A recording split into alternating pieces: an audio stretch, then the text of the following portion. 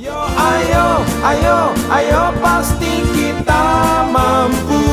Dengan si bakul UKM naik kelas. Dengan si bakul koperasi tetap jaya. Pastikan kita memang istimewa.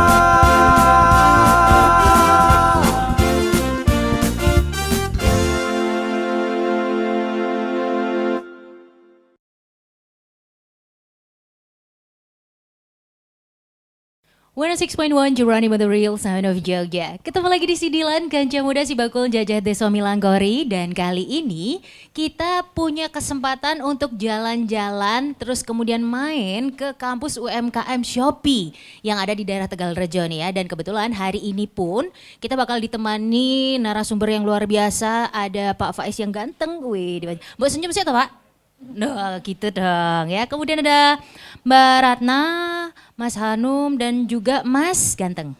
Riko. Panggilannya apa Mas? Mas Riko ya. Kirain panggilannya sayang nih. Cuma sama tuh Mas. Dan yang pastinya Sidilan si Bakul Jajah Deso Milanggori ini terselenggara oleh Dinas Koperasi dan Usaha Kecil Menengah Daerah Istimewa Yogyakarta dan didukung sepenuhnya oleh dana keistimewaan. Oke deh Kanca Muda, kita langsung aja mulai obrolan hari ini karena emang waktunya cukup singkat, jadi kita langsung aja ngobrol-ngobrol. Yang pertama kita bakal tanya-tanya ke Pak Faiz nih ya, yang udah mukanya deg-degan dari tadi. Ada apa Pak? Sehat? Aman, aman. Oh aman, alhamdulillah. Pak, kita lagi kan biasanya kita ke desa-desa. Ya, namanya juga si Bakul Jajah Deso Milanggori. Tapi kebetulan hari ini kita berkesempatan untuk belajar banyak, belajar bareng teman-teman yang ada di kampus UMKM Shopee. Nah, untuk hari ini itu kita pengen tahu nih Pak, seperti apa sih sebenarnya untuk skema pemberdayaan koperasi dan usaha kecil menengah khususnya di daerah istimewa Yogyakarta ini. Terus kemudian strategi yang dijalankan itu seperti apa dan kebijakan-kebijakannya seperti apa, monggo. Oke. Terima kasih. Halo Kanca Muda ya. Nggih. Kalau bicara tentang skema pemberdayaan koperasi dan UMKM di DIY, kita sebenarnya melakukan berbagai hal, berbagai aspek. Dari mulai pendataan bagi koperasi dan UKM-nya, karena data itu kan kita tahu itu sangat penting. Betul. UKM bisa tahu sudah bisa sejauh mana progres usahanya, itu tentu harus melihat dulu datanya seperti apa. Bagi dinas pun data itu sangat berperan penting untuk skema pembinaan yang tepat sasaran. Nah, itu dari sisi pendataan. Kemudian dari sisi berbagai aspek usaha juga kita masuk di situ. Yang pertama dari peningkatan kapasitas pelaku usahanya. Nah, tentu kita memberikan berbagai fasilitasi berupa pelatihan, pendampingan, seperti itu yang semakin ke sini kita mencoba berinovasi, nggak cuma pelatihan sekali kemudian selesai, tapi ada pelatihan yang berseri, berjenjang seperti itu. Mulai 2 tahun belakangan ini kita sudah mulai berseri seperti itu. Endingnya ada nanti bentuk sertifikasi kompetensi bagi pelaku usahanya. Dia kompeten di bidang pemasaran digital, di bidang wirausahaan dan sebagainya. Kemudian salah satunya yang berjenjang itu juga adalah inkubator bisnis melalui skema inkubasi bisnis yang teman-teman di sini adalah UKM unggulannya yang lolos sebagai yang terbaik dari 3 kategori yang ada di inkubasi bisnis. Kemudian dari sisi pemasaran kita juga memberikan berbagai akses ke pemasaran baik yang secara online dengan adanya market hub yang di situ ada fasilitasi gratis ongkos kirimnya. Kita kerjasama juga seperti ini dengan Tokopedia, dengan Shopee, dengan jasa-jasa kurir seperti itu untuk mendukung pemasaran yang saat ini trennya memang lebih ke banyak ke digital ya, digital marketing seperti itu. Maupun yang secara konvensional juga kita fasilitasi ada di Galeri YIA, Pasar Kota Gede namanya. Itu yang dikelola oleh Dinas Koperasi di sini. kemudian ada di galeri di Plut sini. Kemudian yang ke depan yang kita kembangkan, kita sudah sepakati itu di tahun 2023 besok sudah akan kita rehab itu di ex Hotel Mutiara 1 di kawasan yang strategis di Malioboro. Itu nanti akan kita buat sebagai sentra UMKM, semacam mallnya bagi UMKM. Tentu ada proses di situ harus terkurasi dan sebagainya. Itu dari sisi pemasarannya, dari sisi kelembagaan, legalitasnya kita dorong, kita dampingi dan sebagainya. Cukup banyak yang lain. Oke. Berarti pendampingannya benar-benar dari awal sampai benar-benar bisa mandiri ya si pelaku usaha ini. Termasuk untuk pendaftaran haki dan segala macam itu juga dibantu. Iya, kita ada PIRT, halal, itu fasilitasi ada sampai ke pendaftarannya, sampai keluar sertifikatnya, seperti itu. Haki juga ada. Oke, baik. Jadi benar-benar dikawal banget lah ya. Karena kan memang untuk hal-hal seperti itu pun juga sebagian besar, nggak semua, sebagian besar itu pun selain untuk pendaftaran PIRT dan segala macam tadi, ini juga biasanya terkendala dengan kebingungan untuk menetapkan harga. Ini kan kadang-kadang wah nurut kayak yang jobo ki regane semene. Nah, padahal kadang-kadang itu kan tiap usaha pastinya punya perbedaan dari prosesnya tuh menghabiskan biaya yang berbeda gitu kan, tapi dipadake, disamain dengan yang berlaku di luaran sana. Nah, seperti itu juga nanti ada pendampingannya ya, Pak ya? Ada. Kalau itu kita ada konsultan Plut di sini yang bisa selalu bisa mendampingi UKM yang membutuhkan konsultasi, termasuk dalam hal menetapkan harga seperti itu, menghitung bagaimana ini biaya produksinya, sampai ke hal-hal yang di seluruh aspek bisnis lah. Kalau konsultan misalnya dia memandang perlu untuk dilanjutkan konsultasi yang lebih mungkin lebih terarah, lebih kepada narasumbernya lebih expert seperti itu bisa nanti kita kan ada jejaring dengan forum coach, dengan mentor-mentor bisnis, nah itu bisa. Oke, baik. Nah Pak Faiz, kalau boleh tahu untuk daerah istimewa Yogyakarta ini sendiri untuk jumlah UMKM-nya itu by data ada berapa sih realnya? Kurang lebih sekitar 340.000 UKM. 340.000 itu yang ya? terdata di sistem Sibakul Jogja. Ya. Dan itu sudah maksudnya sudah terjaring semuanya untuk bisa diayomi gitu atau masih ada yang PR yang harus dikerjakan nih? Kalau bilang PR tentu masih banyak PR-nya. Oke, baik. Iya. Itu karena di sistem kami Sibakul itu kan memang mendata ya. Itu sifatnya adalah self assessment. Jadi kami mengajak UKM untuk secara mandiri mendatakan usahanya di sistem kami. Namun kami berharap lebih dari itu karena sistem itu dibangun sebenarnya tidak hanya sekedar mendata, tapi ada kelengkapan yang harus dilengkapi oleh UKM dari sisi aspek-aspek usahanya. Itu ada semacam tools, semacam kuesioner itu yang harus diisi dari 6 aspek usahanya. Harapannya nanti setelah mengisi lengkap itu akan keluar jaring laba-labanya. Jadi posisi usaha UKM itu ada di kelas berapa, kemudian yang sudah bagus di aspek usaha apakah aspek pemasarannya, apakah aspek produksinya, kelembagaannya dan sebagainya. Kemudian yang masih lemah di aspek apa lah? Yang masih lemah itu yang menjadi PR kami untuk bisa memfokuskan pembinaan tadi ke tema-tema yang sesuai dengan kebutuhan si UKM Mitra Sibakul itu. Oke, gitu. Berarti ini dengan jumlah kurang lebih adalah 340.000 dengan tentunya kebutuhannya masing-masing dan maksudnya mungkin ada yang masih kurang di sini seperti yang diceritain Pak Faiz tadi. Ini benar-benar metani ya Pak ya? Iya. Wow. Iya. Dan itu untuk pelatihan-pelatihan yang diberikan itu apa aja sih Pak? Kalau disampaikan banyak ya Mbak, banyak, dari berbagai tema, dari berbagai aspek usaha itu semua kita berikan.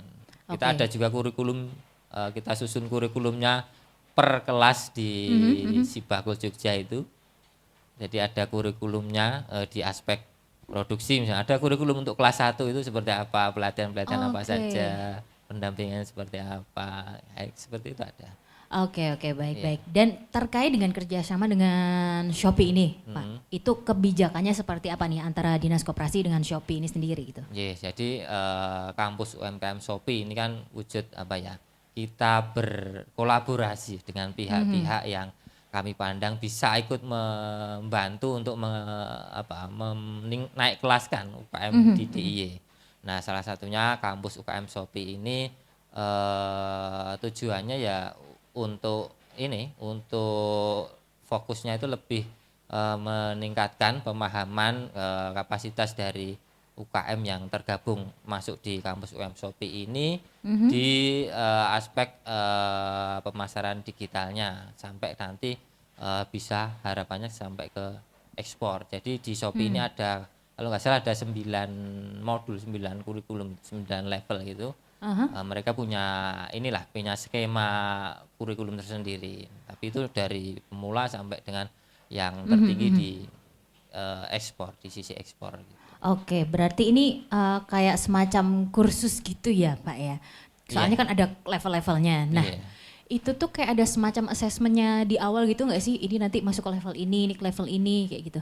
Ada itu dari Shopee-nya ada seperti itu. Jadi harusnya seperti di Sibakul juga ada, di Shopee juga ada supaya ini tadi lebih tepat sasaran seperti itu.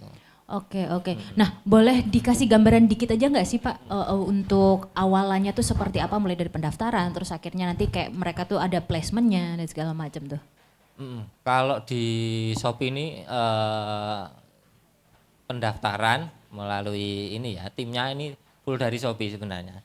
Kalau di Shopee ini, jadi pendaftaran, kemudian nanti semacam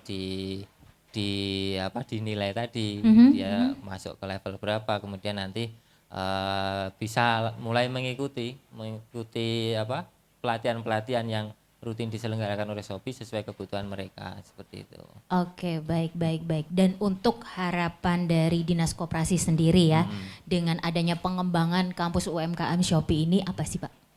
Harapan dari dinas tentu adanya kampus UMKM Shopee ini bisa melengkapi pembinaan dari dinas. Jadi dinas kan pastinya ada keterbatasan. Dengan adanya kampus UMKM Shopee ini, UKM di DIY lebih punya banyak pilihan, bisa mengakses dari dinas, bisa mengakses dari Shopee. Nah itu nanti tentu kita ada koordinasi. Mana UKM, karena UKM yang masuk di Shopee ini juga wajib terdaftar di Sibakul Jogja.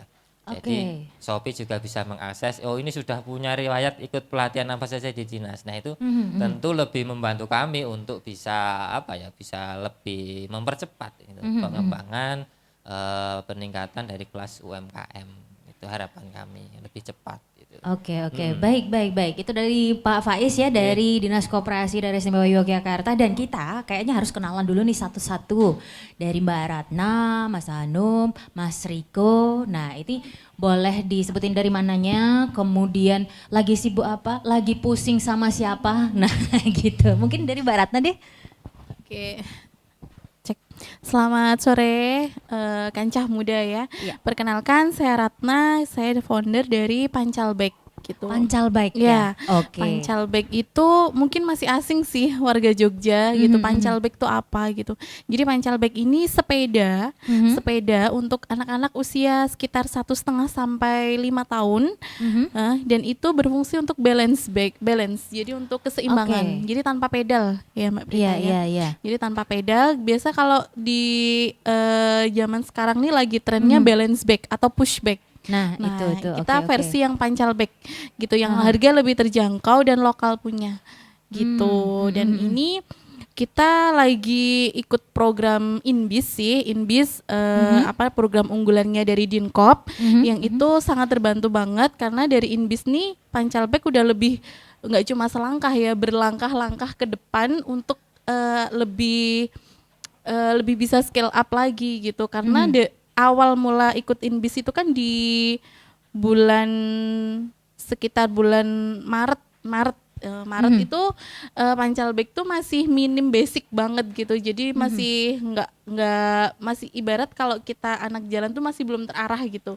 Jadi sekedar jualan, oke, udah jualan laku alhamdulillah gitu. Tapi begitu kita ikut program dari Dinkop, ini program unggulannya Dinkop yaitu Inbis tuh kita jadi lebih terarah gitu, lebih terkonsep lagi karena beda kita berbisnis sama berjualan tuh beda gitu. Kalau berbisnis tuh kan pakai sistem ya, gitu. Kalau berjualan itu kayak di pasar tuh juga jualan gitu, tapi kan nggak ada sistem, nggak ada pengelolaan uang, nggak ada segala macam, nggak ada digital marketingnya gitu. Nah di situ kita dapat dari sini. Gitu sih. Pancal bag masih terus aktif itu lagi mengelola basic sistem dasarnya berbisnis gitu. Jadi untuk bisa lebih berkembang lagi gitu sih. Oke, itu dari Mbak Ratna. Kemudian Mas Hanu, monggo. Lagi sibuk apa? Atau sibuk sama siapa mungkin? Oke, sebelumnya perkenalkan saya Hanum Wahyu. Saya owner dari Kumkum Jamur Crispy. Kumkum Jamur Crispy ini produk olahan dari jamur tiram. Jadi kami lokasi di Kulon Progo di Wates. Jadi kami pemberdayaan petani jamur tiram. Di sana ada sekitar 18-an petani jamur tiram yang mensuplai jamur tiramnya ke kami.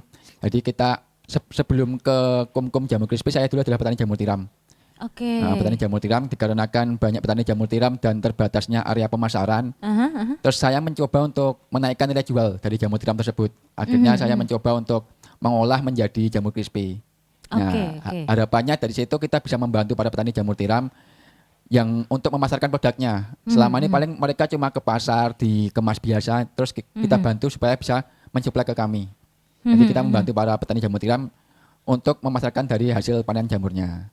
Baik. Saya dengan Mbak Ratna juga kenal Mbak Ratna ini di inkubasi bisnis Dinas Koperasi. Tadi disampaikan mulai bulan Maret. Sama sebelumnya saya juga masih awal, saya baru 2 tahun menjalani usaha ini. Jadi ini jalan tahun kedua. Sebelum mengikuti inkubasi bisnis juga sama, masih sedikit banget ilmu tentang pengelolaan bisnis.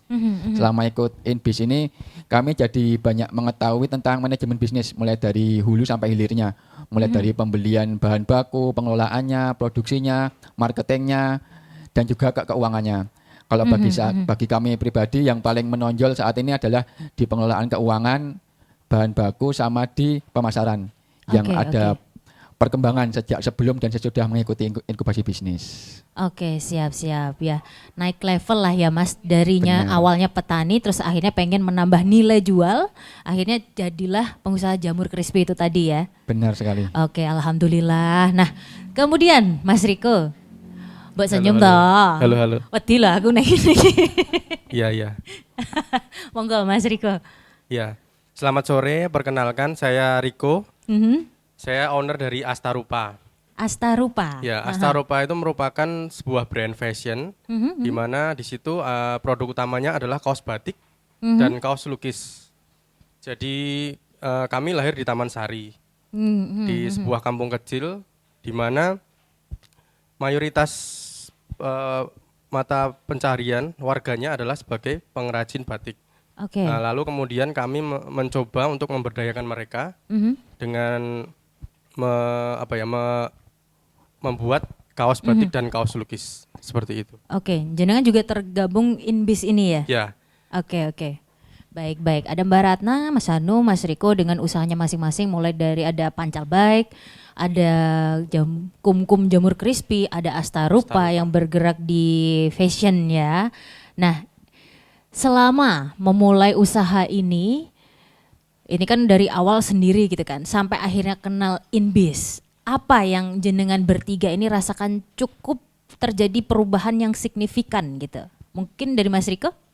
Ya, jadi sebelum ikut inkubasi bisnis ini, kami masih kesulitan untuk produksi. Jadi karena kan untuk kaos lukis sendiri itu kan membutuhkan waktu yang panjang, mulai dari pembelian bahan baku sampai produksi sampai harus detail untuk masalah cuaca dan sebagainya itu kan harus. Kemudian kami setelah mengikuti program inkubasi bisnis ini, kami semakin paham bahwa itu harus bagian mana yang harus diperbaiki seperti itu. Jadi kurang lebih 1 bulan ini kami sudah istilahnya sudah 2 kali lipat untuk produksinya, kapasitas produksinya seperti itu. Oke. Mas ini cetak atau tulis? Tulis manual. Maka dari itu untuk produksinya kan membutuhkan banyak orang dan iya betul. Nah itu kami mencoba untuk memanajemen produksi itu dan dengan SOP yang diajarkan di inkubator bisnis itu. Seperti itu. Nah biasanya kalau tulis ini kan memang akan memakan waktu cukup lama. Yeah. Solusinya dengan memperbanyak sumber daya manusianya ya. Dan ceritanya mengurangi apa yang tidak perlu, memperbaiki lagi kinerja SOP-nya seperti itu. Oke. Selain yang mendasari Mas Riko ya, selain mungkin memang di sekitaran Mas Riko memang usahanya memang bergerak di bidang batik gitu kan, di bidang fashion khususnya batik. Nah sempet kepikiran akhirnya ikut terjun di medan yang sama itu kenapa Mas? Padahal kan kalau misalnya dipikir-pikir lagi mungkin peluang bisnis lainnya itu ada, kenapa batik? Ya, waktu itu memang jauh sebelum batik itu sablon. Nah kemudian ya itu kok mikirnya kan unik gitu ya, beda dari yang lain dan ini bisa custom dan itu adalah karya lukis, karya seni. Jadi kenapa nggak dibikin seperti itu gitu. Jadi berawal dari itu sih. Oke, dan untuk motifnya sendiri yang tradisional atau lebih ke kontemporer gitu? Ya macam-macam. Jadi kami menawarkan konsep batik tulis kontemporer, kemudian ada motif tradisional budaya Indonesia. Kemudian kami juga merespon untuk custom order. Ya, jadi sesuai dengan permintaan pelanggan kami seperti itu. Oke, mungkin sekalian ini kita meluruskan bareng-bareng sama Kanca Muda mungkin ya. Batik ini sebenarnya apa sih Mas? Kan kadang-kadang tuh kayak ada persepsi gitu tentang batik ini sendiri gitu. Mungkin bisa dijelasin dari Mas Riko itu. Kalau untuk batik itu menggunakan malam ya, kayak semacam lilin itu ya. Jadi untuk prosesnya itu menggunakan malam itu kemudian harus direbus dulu. Namanya ngebyok ya. Itu karena kalau bedanya kalau yang lukis itu kan dilukis kemudian nggak pakai malam jadi langsung di finishing gitu ya. Kalau untuk batik itu prosesnya lebih lama. Jadi benar-benar manual menggunakan teknik batik itu tadi seperti itu. Oke, jadi lebih batik ini sebenarnya adalah lebih ke prosesnya ya? Iya, prosesnya menggunakan malam itu tadi. Itu yang membedakan lilin, dengan teknik lain. Ya. Jadi batik itu sebenarnya lebih ke teknik. Caranya untuk membuatnya. Nah, untuk motifnya sendiri it could be anything, apapun bisa gitu kan ya. Ada motif batik klasik. Kalau yang motif zaman dahulu itu kan istilahnya kita kenalnya motif batik klasik. Kemudian yang sekarang lebih ke kontemporer, lebih ke modern, lebih ke custom itu tadi. Oke, berarti kalau misalnya pun mau mungkin gambar rumah ataupun mungkin gambar mobil dan segala macamnya, selama itu adalah proses dengan menggunakan malam dan segala prosedurnya yang Mas Riko sebutin tadi, itu tetap kita bisa sebut batik. Betul, itu namanya batik. Oke, baik. Itu tadi Kanca Muda ya. Nanti kita bakal ngobrol lebih lanjut lagi. Kita ke Mas Hanum dulu. Seneng lah aku liatnya jenengan senyum nih. Mas Hanum, itu tadi adalah proses dari Mas Riko. Kalau dari jenengan sendiri tadi sudah sempat dijelaskan sedikit ya. Terus kemudian selain karena ingin meningkatkan nilai jual, apalagi yang akhirnya mendasari Mas Hanum untuk yaudah aku membuat produk yang baru yang bisa menambah nilai jual itu. Terus kemudian mungkin ada goal apa lagi yang pengen dicapai dari akhirnya geser tadi itu? Sebenarnya niatan awal tuh bermanfaat untuk orang lain. Jadi harapannya dengan yang saya lakukan saat ini bisa memberikan manfaat untuk orang lain, memberikan dampak untuk sosial masyarakat. Nah itu yang memang goal terbesar yang ingin saya capai gitu. Banyak sih sebenarnya, nanti bisa mulai ke petani jamurnya, bisa ke ibu-ibu untuk bantu produksi, bapak-bapaknya bantu ngurir. Nah itu kan paling nggak bisa memberikan dampak sosial. Nah itu sebenarnya goal terbesar yang ingin saya capai. Oke. Dan untuk jenengan tinggal di daerah Wates. Daerah Wates ya. Untuk gambaran buat Kanca Muda di sana itu untuk petani jamur tiram ini seperti apa sih sebenarnya kondisinya gitu? Di sana ada banyak banget Ada banyak banget, mulai di Watersnya ada, di Sentolonya ada, di Galur ada, Panjatan ada. Jadi memang sangat banyak. Yang menjadi kendala kan jamur tiram itu tidak bisa bertahan lama. Paling mereka cuma dijual ke pasar, seperti itu ya. Memang kendalanya di sana. Jadi memang cuma bertahan sehari 2 hari di suhu ruang gitu. Nah memang agak susah untuk pemasarannya. Nah makanya saya mencoba untuk mengolahnya biar bisa nilai jual lebih lah. Kita buat keripik tadi, di sana produk kami bisa tahan satu tahun. Oke. Berarti sebagian besar memang bercocok tanamnya di tiram ini cukup banyak ya di sana ya? Cukup banyak banget, bahan bakunya cukup melimpah. Oke, baik. Dengan kalau misalnya habis dipetik cuman bisa bertahan 2 hari? Di suhu ruang ya? Di suhu ruangan iya, jadi emang harus benar-benar diolah kembali ya Mas ya, biar bisa lebih lama, terus kemudian dipasarkan. Iya benar sekali. Oke, baik. Nah kalau Mbak Ratna nih Mbak. Iya Mbak. Apa ya, jualan sepeda itu kan nggak kayak misalnya jualan Jamur. keripik jamur ya. Kayak misalnya habis beli lah. Sepeda ini habisnya gimana ya? Justru kalau sepeda tuh nggak cepat habis, jadi nggak banyak produk yang reject gitu. Oke. Sebenarnya saya bukan saya sih, tim saya lebih tepatnya bikin pancal bag ini berawal dari peluang gitu. Karena dulu awal mula tuh sama dengan Mas Hanum itu kita mulai di awal pandemi banget di tahun 2020. Nah itu kebetulan suami saya itu dulu kena PHK gitu. Jadi kita berpikir gimana caranya kita tetap mempertahankan ekonomi keluarga gitu. Terus kita cari peluang apa nih yang lagi unik banget di Indonesia. Itu kebetulan pada saat itu lagi in banget balance bag gitu. Balance bag untuk anak-anak usia, mungkin kalau Mbak tahu gitu di mall-mall atau di JEC atau di itu lagi ada balapan sepeda anak kecil-kecil gitu. Iya. Nah itu sepedanya kan tanpa pedal tuh. Nah kayak gitu. Kebetulan saya juga punya anak usia segitu waktu itu. Nah pengen banget beliin kayak gitu. Tapi itu harganya tuh mahal gitu. Yang untuk standar racing gitu tuh mahal gitu. Nah di situ kita riset di media sosial, kemudian di internet gitu. Ternyata balance bag ini bisa diproduksi menggunakan menggunakan bahan dasar kayu gitu. Terus kenapa nggak kita coba gitu? Bahkan di luar negeri itu ada yang impor ke Indonesia gitu. Kenapa nggak Indonesia yang bikin sendiri gitu? Dan ternyata di Indonesia tuh sudah ada balance bag dari kayu, cuma saya lihat beberapa kompetitor tuh belum yang fokus di satu produk itu gitu.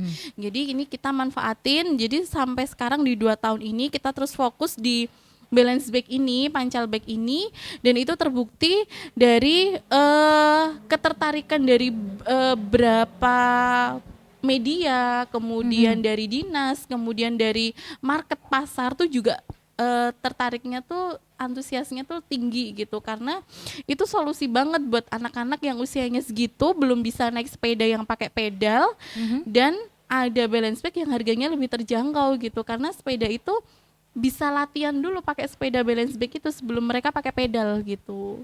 Jadi berawal dari situ sih Kak gitu. Jadi sampai sekarang itu kita terus memproduksi itu, dan untuk limbahnya sendiri, limbah sepeda itu kan banyak banget tuh, kayu reject segala macam.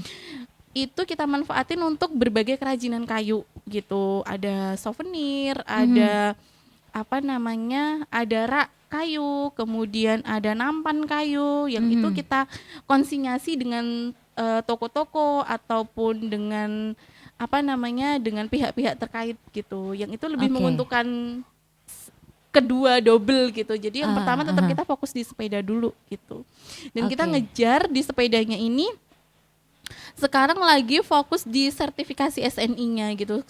Kan kalau di Indonesia nih kalau mau produkmu bisa lebih go global lagi, itu kamu udah punya sertifikasi apa gitu. Dan itu kita fokus di situ gitu, mulai dari HAKI, mulai dari SNI on process gitu. Jadi kita fokus di situ gitu.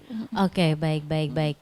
Nah, kemudian nih ya, maksudnya dari kita ngobrol bertiga, dari Mbak Ratna, Mas Hanum, Mas Riko, ini sebenarnya banyak sekali yang bisa apa ya kayak disinergikan dengan pihak-pihak lain nih gitu Pak.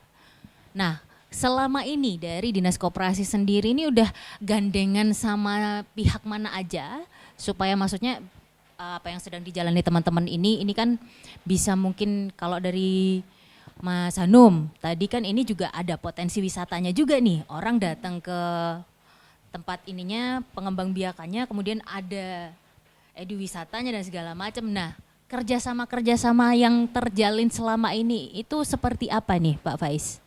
Oke, kalau terkait kerjasama ya, sebenarnya kita berusaha berjejaring dengan banyak pihak. Baik itu dari internal di sisi pemerintahan maupun dengan eksternal di sisi swasta dan sebagainya. Misalnya kalau di sisi pengembangan usaha di desa itu ya, kita ada yang namanya Desa Planner, itu salah satu program kami untuk mengembangkan potensi wirausaha yang ada di pedesaan, di kalurahan-kalurahan. Nah, itu kita tidak berjalan sendiri, itu kita kolaborasi dengan ada dinas pariwisata, dengan desa wisatanya. Itu juga masuk di desa yang sama, nanti dikeroyok istilahnya gitu. Dari sisi kewirausahaannya, UKM-nya itu dengan kami Desa Planner, dari sisi wisatanya itu di desa wisata, dari sisi budayanya itu Desa Mandiri Budaya, kemudian dengan Dinas Kebudayaan, kemudian dari sisi pemberdayaan perempuannya itu ada Desa Prima namanya. Itu di Dinas DP3P2. Seperti itu. Jadi itu dari sisi kerjasama di lingkup pemerintahan. Kemudian yang mungkin lebih umum lagi, kita juga selalu kerjasama dengan dinas-dinas terkait, misalnya dinas perindustrian perdagangan, kemudian dinas kesehatan dengan fasilitasi PIRT, kemudian dari Kemenkumham itu dengan fasilitasi haki, merek dan sebagainya, kemudian halal dengan Kemenag dan sebagainya. Seperti itu yang coba kita kolaborasi dengan LIPI, bagaimana kemasan-kemasan yang bisa menjamin produk-produk yang mungkin dari sisi waktu kadaluarsanya itu enggak terlalu lama dikemas, mungkin dikalengkan, teknologinya seperti apa itu bisa membantu dimanfaatkan oleh UKM kami. Kalau dari sisi dengan swasta ya seperti ini, dengan Shopee, dengan berbagai marketplace, dengan berbagai kurir, itu kita sudah bekerja sama. Ada MOU, ada PKS-nya dengan dinas, seperti itu. Cukup banyak dengan Kadin, dengan unsur pentahelik lah, dengan akademisi, kita bekerja sama melalui berbagai bentuk. Akhir bulan ini kita ada temu bisnis juga, kolaborasi dengan UGM. Nah, seperti itu. Dengan inkubasi ini kita juga kolaborasi dengan kampus tadi, dengan UII, dengan IBISMA-nya. Nah, itu kita selama 2 tahun ini kita ajak untuk bareng-bareng untuk ini melaksanakan proses inkubasi ini. Nah, ini nanti ke depan kita tentu evaluasi dan harapan kami semakin ada perbaikan nanti, dan inkubasi ini ke depannya akan semakin kita kembangkan lagi, nggak cuma sekali, mungkin di akhir tahun ini kita juga ada skema inkubasi tapi lebih dipadatkan seperti itu, namanya Sibakul Business Camp. Nah, itu nanti 5 hari fokus di situ, nanti ada endingnya 10 terbaik, kita ada temu bisnis gatheringnya seperti itu, dengan berbagai bisnis, dengan Kadin dan sebagainya yang bisa berpotensi untuk terjalin jejaring yang lebih lanjut. Nah, seperti itu. Berarti banyak ya pihak-pihak yang akhirnya terkait gitu ya di program dari teman-teman dari Dinas Koperasi ini sendiri. Nah, untuk maintain itu dari pengalaman Mas Faiz sendiri, biasanya tantangan yang cukup berat itu apa, Mas? Tantangan kalau dari yang kami rasakan selama ini, sebenarnya mungkin lebih ke apa ya, lebih ke di pengembangan UMKM itu memang dari pengalaman teman-teman ini adalah sebenarnya kemauan, mindsetnya dari pelaku usaha.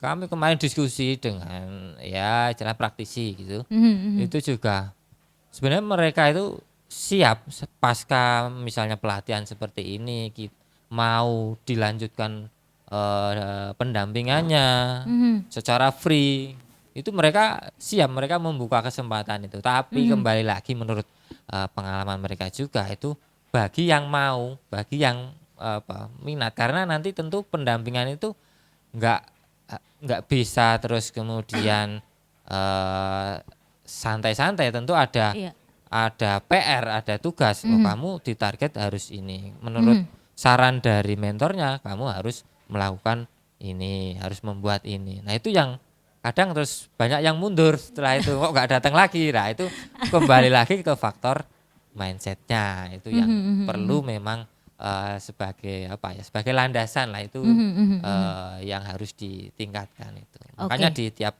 pelatihan tentu khususnya di inkubasi ini juga faktor untuk penguatan mindsetnya itu juga kita masukkan dan kita dahulukan di tahapan awal seperti itu. Dibangun dulu ya di awal untuk itu ya. Oke. Dan untuk teman-teman dari Mas Riko, Mas Hanum, Mbak Ratna, tantangan terbesar dari memulai sampai akhirnya bisa berjalan seperti saat ini, itu apa aja sih? Yang mungkin sampai sekarang pun itu masih bisa dibilang semacam PR gitu. Iya benar. Dari Mbak Ratna, monggo. Iya. Sebenarnya kembali lagi ya, kita kan UMKM nih Mbak. UMKM itu skalanya masih yang mikro, bukan yang kelas industri. Yang dimana kebanyakan UMKM ini kita masih double job, bukan cuma double job, second job bahkan triple job gitu ya. Jadi kebanyakan UMKM ini masih mempunyai 1000 tangan. Ya produksi sendiri, ya marketing sendiri, ya konten sendiri, ya apa namanya, jualan setor sendiri, setor ke konsinyasi itu sendiri. Jadi masih semuanya dilakukan serba sendiri gitu, kecuali yang udah benar-benar home industry, yang udah kelasnya udah banyak apa namanya SDM ya, itu beda lagi. Nah di situ yang menjadi kendala gimana caranya dari yang kita dapat bimbingan dari Dinkop nih untuk mengimplementasikan ke dalam bisnis gitu. Jadi kadang itu yang kesusahan sebenarnya, kalau dalam hati kita aku pengen kayak gitu, aku pengen yang diajarkan si mentor itu, aku pengen, tapi kadang kita dalam mengimplementasikan tuh kadang masih ada ya, karena kita masih produksi sendiri, ya kita packing sendiri gitu. Jadi kadang nggak ada waktu, itu tanda kutip, itu pasti alasan terbesar dari setiap UMKM gitu. Nah di sini apa namanya, kembali ke Pak Faiz tadi, mindset ya. Gimana caranya kita merubah mindset kita bahwa kamu tuh nggak kerja sendiri. Kalau kamu mau maju ya kamu harus mengembangkan SDM, yang gimana caranya kamu bisa mengaplikasikan semua ilmu yang didapat dari Dinkop, dari program-programnya si Bakul itu menjadi sebuah sistem di dalam UMKM tersebut biar berkembang gitu. Kadang kan yang masih kendalanya itu Kak, jadi kita mau maju tuh, oh gimana, aku masih packing sendiri, aku masih masak sendiri, ibaratnya kayak gitu. Jadi itu yang kendalanya tuh sebenarnya mungkin di situ. Gitu. Oke. Karena mungkin ketika ingin mengembangkan SDM itu ya, mungkin dari si pelaku usaha ini sendiri akhirnya ada kayak semacam ketakutan, wah ini biayanya piro. Betul, iya. Profitku masuk nggak buat bayar SDM kayak gitu. Nah, untuk hal-hal seperti itu menyiasatinya enaknya gimana gitu? Iya. Itu sih kemarin yang kita bahas juga di kelas waktu Inbis, gimana sih caranya kita bisa mengembangkan SDM dengan meminimalisir budget gitu. Nah itu dia. Itu yang semua pengen ya, gimana caranya saya punya pekerja banyak tapi budgetnya minim gitu. Ya mungkin salah satu yang didapat dari kayak, mungkin belum berlaku di tempat saya ya, karena saya memang murni untuk profit gitu, bukan untuk yang kalau di Mas Hanum tadi kan mungkin pemberdayaan ya, lebih ke pemberdayaan gitu, jadi saling bekerja sama. Nah itu salah satu solusi banget gitu, antar sesama petani kayak gitu. Jadi kita bergotong royong gimana caranya, dan Mas Hanum punya solusi dari si petani-petani ini, dari mereka-mereka ini, yuk kita kelola bersama biar jadi sebuah produk yang bisa dipasarkan lebih luas lagi gitu. Dan menurut aku itu salah satu solusinya sih Kak, dengan pemberdayaan seperti itu. Gitu. Oke. Mas, skemanya gimana itu? Soalnya itu mungkin sebagian besar akhirnya berpikir seperti itu. Sakjane ki nglakoni dhewe ki yo kesel. Betul. Cuman harus nambah orang ya mikir lagi, capek lagi mikirnya gitu. Ini sih kolaborasi sebenarnya. Iya. Kolaborasi. Jadi memang kemarin beberapa waktu yang lalu saya juga ditawari sama Pak RT gitu kan, RT tempat kami. Mas gimana kalau di RT ini kita buat sentra budidaya jamur tiram. Nanti warga pada budidaya jamur tiram, terus Mas Hanum yang ngolah dan memasarkannya. Tapi kemarin belum kami terima sih, soalnya masih kapasitas kami masih kecil, jadi memang belum kami terima gitu. Jadi artinya ketika kita bisa berkolaborasi, saling menguntungkan antara kedua belah pihak, itu bisa menjadi menjadi solusi sih. Saat ini di mana-mana kolaborasi gitu. Dan term kolaborasi ini, kata kolaborasi ini ada kayak semacam apa sih, kayak timeline atau batas waktunya gitu nggak sih Mas? Karena kan kalau misalnya kita kolaborasi terus, untungnya kapan? Gitu, pripun itu? Kolaborasinya yang saling menguntungkan. Nah, itu iya. Kita juga memberdayakan masyarakat, kan kita beli nih. Kita beli, jadi hasil jamurnya kita beli, artinya kan mereka juga mendapatkan income dari jualan jamurnya. Nah, kami pun kita olah, kita jual lagi, saya juga mendapatkan income dari jualan keripiknya. Saling menguntungkan di sana. Artinya bukan terus kolaborasi sosial, enggak, kita tetap dalam koridor bisnis gitu. Oke, berarti harus ada aturan yang jelas di awal ya Mas ya, biar sama-sama punya batasan gitu. Oke. Kalau dari jenengan Mas Riko, monggo. Ini kan tadi sempat disebutin memang akhirnya untuk menyiasati pembuatan batik ini kan memang butuh waktu yang cukup lama, apalagi kalau tulis. Akhirnya ditambahlah SDM-nya. Nah, itu gimana kalau dari Mas Riko untuk menyiasati hal-hal seperti itu tuh, mau nggak mau kan cost juga lumayan ya? Ya, udah disebutin semua nih sama Mbak Ratna sama Mas Hanum. Tapi gini, kalau untuk di kasusnya, kalau untuk di Astarupa sendiri, itu kami di kampung itu juga membuat sentra, yaitu sentra batik dan kaos lukis Taman Sari, di mana nanti kami juga di situ memberikan memberikan pelatihan gitu, dan nanti sama kolaborasi juga, dan akhirnya setiap pelukis yang ada di situ nanti kami ambil produknya untuk di Astarupa, seperti itu. Oke. Berarti memang juga ini intinya juga memberdayakan masyarakat sekitar juga ya. Karena kan setiap ini beda-beda ya, setiap kompetensi setiap pelukis dan pengrajin batik itu berbeda-beda. Jadi ya berusaha kami rangkul semuanya seperti itu. Oke. Kalau dari lingkungannya Mas Riko, lingkungannya Mas Hanum ini kan memang udah bisa dibilang cukup enak karena mungkin sudah punya basic. Kalau misalnya nih memang mungkin dari nol banget, nah itu kan juga akhirnya memakan waktu itu akhirnya cost lagi. Untuk menyiasati hal-hal seperti itu seperti apa Pak Faiz? Kalau memang dari pemula ya, dari nol katakanlah gitu, tentu yang menjadi dasar ini mau dulu, punya kemauan untuk aku mau berbisnis, aku punya ide, atau aku punya banyak ide tapi belum bisa memutuskan, belum bisa merumuskan dalam suatu konsep perencanaan bisnis yang matang seperti itu.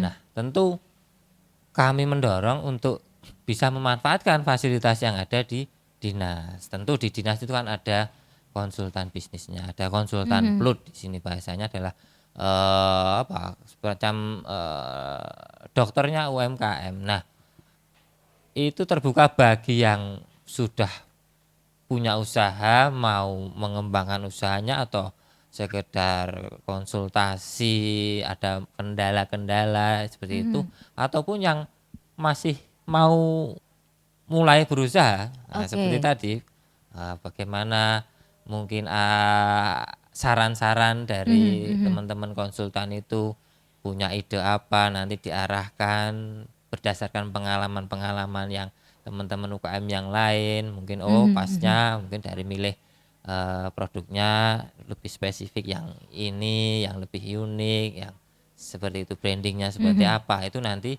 bisa dibantu oleh teman-teman di dinas melalui konsultan itu.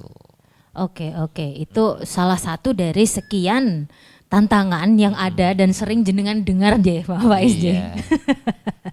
Oke, ke Mbak Ratna. Mbak, jenengan memulai usaha Pancal Bike ini dari pandemi, kira-kira tahun 2020 bulan sekitar April.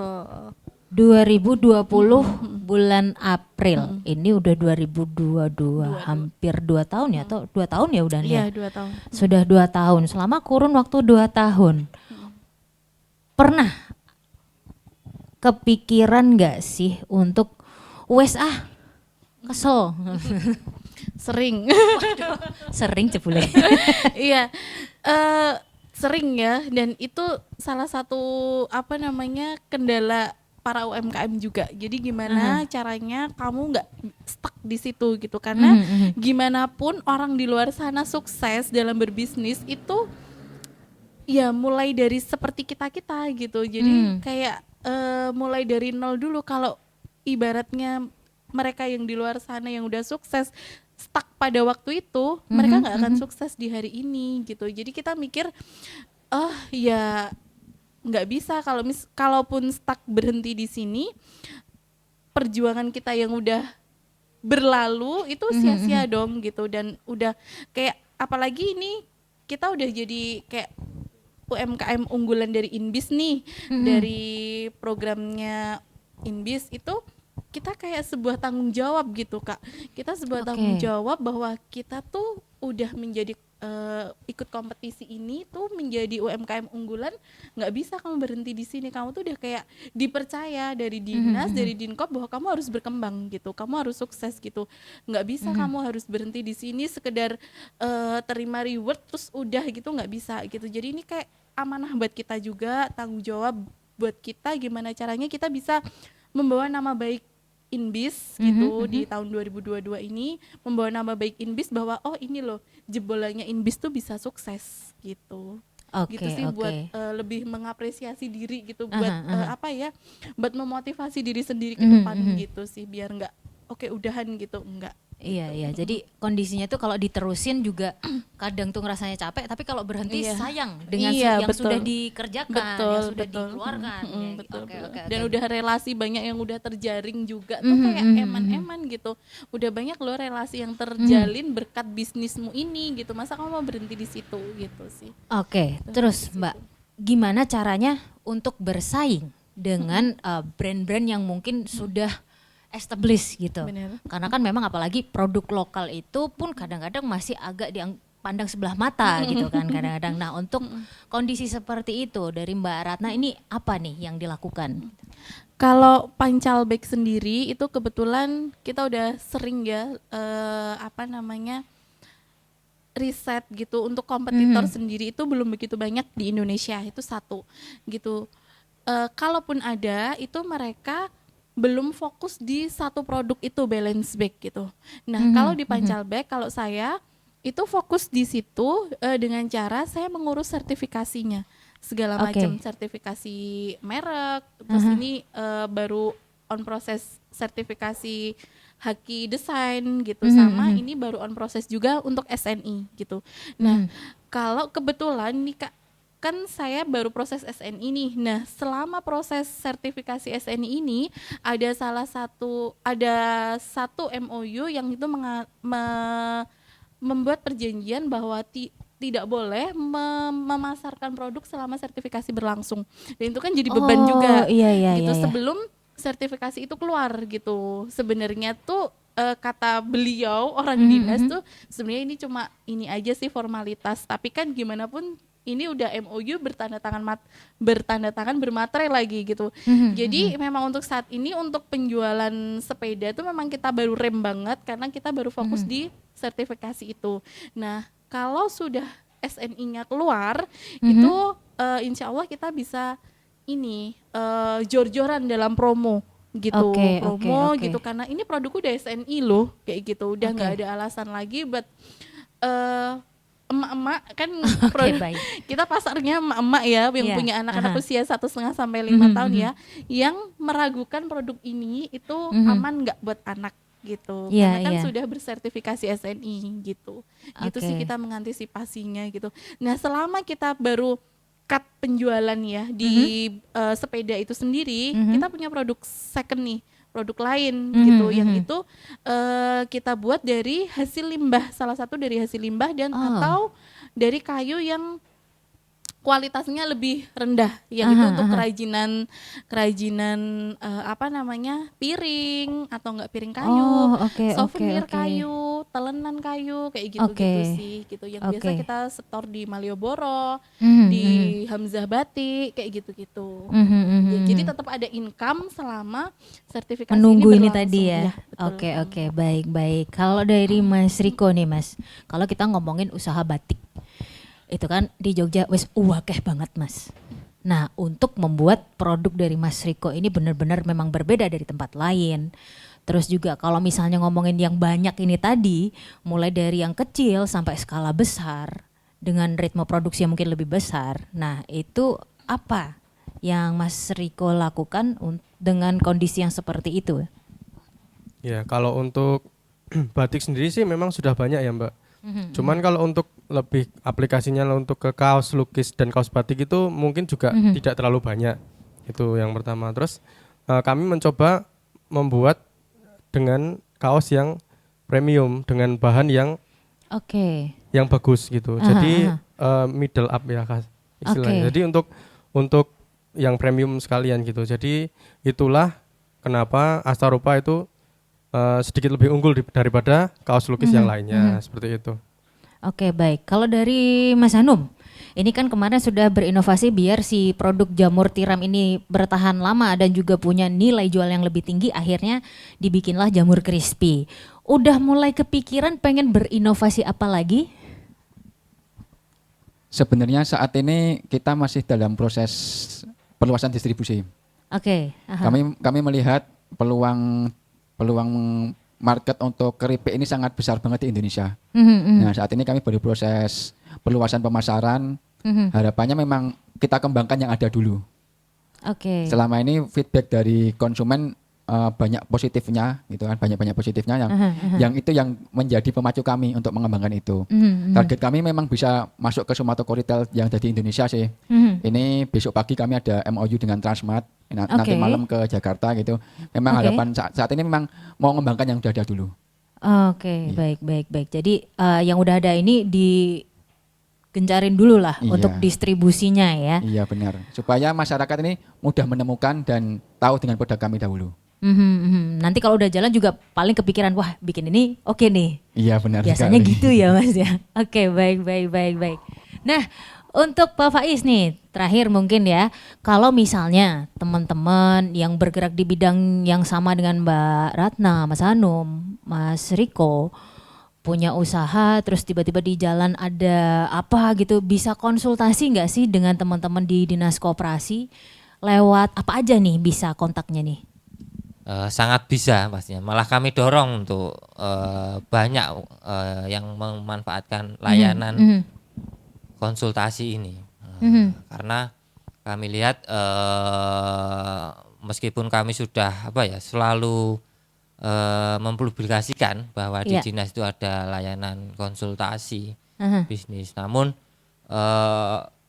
UKM yang datang untuk berkonsultasi ini kok kami lihat tidak ada peningkatan yang cukup signifikan. Jadi sangat disayangkan. Nah, itu yang menjadi PR kami supaya tentunya di samping kami memperbaiki layanan konsultasi kami melalui nggak cuma hadir langsung di sini di dinas, namun juga melalui media-media online, bisa lewat WA. Bisa yang sudah kita kembangkan juga itu adalah melalui fitur konsultasi di Sibakul Jogja. Nah, itu langsung dihandle oleh teman-teman konsultan. Oke, baik. Itu baik. ada. Oke, berarti langsung diakses lewat Instagram ada ya? Instagram juga ada. Nama akunnya? @diskop UKM DIY sama @plut.jogja. Oke, di sana informasi sudah ada semua, silahkan Ada diakses. semua informasi kegiatan dinas pun ada semua di sana. Oke, Monggo diakses. baik. Jadi langsung aja Kanca Muda diakses, di follow Instagramnya, cari informasinya. Di sana semuanya ada dan kamu boleh berkonsultasi, rasa ewoh ya. Nanti kamu malah tetap bingung aja. Mendingan dikonsultasikan langsung biar apa yang jadi permasalahan kamu segera terselesaikan. Begitu ya. Anyway, terima kasih Kanca Muda Jogja untuk gabungnya di Sidilan Sibakul Jajah Deso Milangkori edisi kali ini. Kita udah belajar banyak banget, konsultasi banyak banget. Jadi makanya nantiin jalan-jalan kita selanjutnya di Sidilan Sibakul Jajah Deso Milangkori. Yang tentunya acara ini terlaksana oleh Dinas Koperasi dan Usaha Kecil Menengah Daerah Istimewa Yogyakarta dan didukung sepenuhnya oleh dana keistimewaan. Kalau gitu Prita pamit, terima kasih sekali lagi. Love Jogja and you. Wassalamualaikum warahmatullahi wabarakatuh. Yo ayo pasti kita mampu. Dengan si bakul UKM naik kelas. Dengan si bakul koperasi tetap jaya.